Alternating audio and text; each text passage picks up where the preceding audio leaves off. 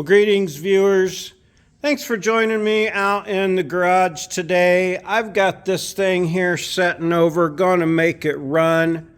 Now, I started a video earlier and showed you how I did this fuel system. It's pretty basic. Out of the line into the pump, out of the pump into the filter, and then into the injectors. Now, this is weird as anything to me. On their return line, they've got a regulator. I don't know what the purpose of that is. I always thought that went on the pressure side, but for the purpose of this video, we're going to believe that's true. Now, I showed you doing that, and I had to search around and find this red wire to make the engine crank over. Of course, in the side of the vehicle, there were switches for fuel pump and a switch for ignition, but that had kind of all fallen apart. These are the wires I had to connect together here. Looks like a brown and white, a black and yellow, a large red, and a large black. Those all have to be hooked together to give me hot out here to the coil. So right now I got the battery hooked up. That's all hot. I'm going to hook up the starter and or crank it over with the starter and the fuel system I've got going in here and see if I can't make this thing run for at least a minute and hopefully not have fuel leaks everywhere.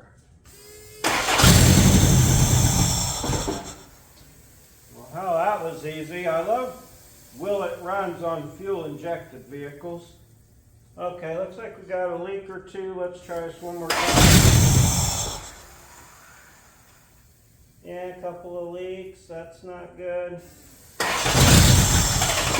Oh, there went a spark from that wire. Also not good. Looks like things are just leaking all over the place. Oh, yeah. Okay, so there's several fuel leaks going on here. Without the fuel hooked up. Dang it, I just want to do that again, but I really don't want to make a fire.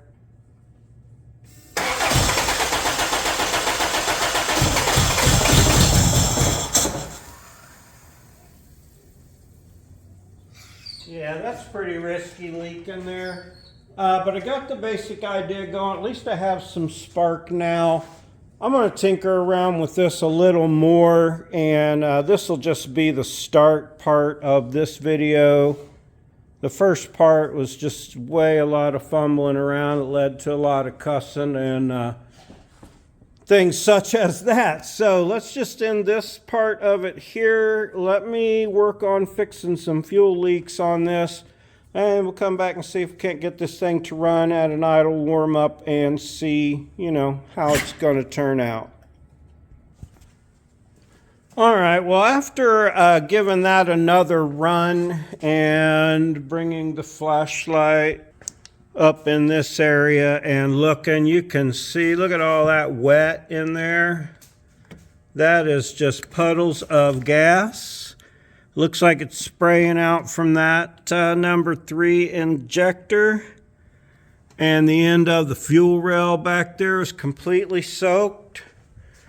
It's dripping from probably at least one of those fittings there. It's leaking from there. It's leaking from just about every place. So after seeing a couple sparks and still trying it again, which was really stupid, I decided I better stop and not burn my garage down today anyway. So it does run. What I'm trying to say is I think that's it for this truck. Excuse me, I am going to take it apart. I'm going to save the radiator. Those hubs are a lot of solid axle swap guys like those hubs. That steering box is good for solid axle swap stuff also. I can use that cluster in a pinch in the second gen, plus that heater control section is missing out of that one. A couple other things I'm sure I'll find I can use. So this is just going to start getting stripped down and out of here pretty quick. Timing gear change out on this coming up next. Yeah, and then little bits here and there. You know, I like to do a little something on the 4Runner, then the Tundra, then another project, and then just dink around the garage. So thankfully I didn't burn it down. Got to hear it run. I'll try to make it a little better for the video for sale. So thanks so much for joining me out in the garage today. I sure appreciate it. Like, subscribe, hit the bells, all the things that are free, easy, and painless for you to do. I'd appreciate. Mostly I appreciate you all. Have a super great day.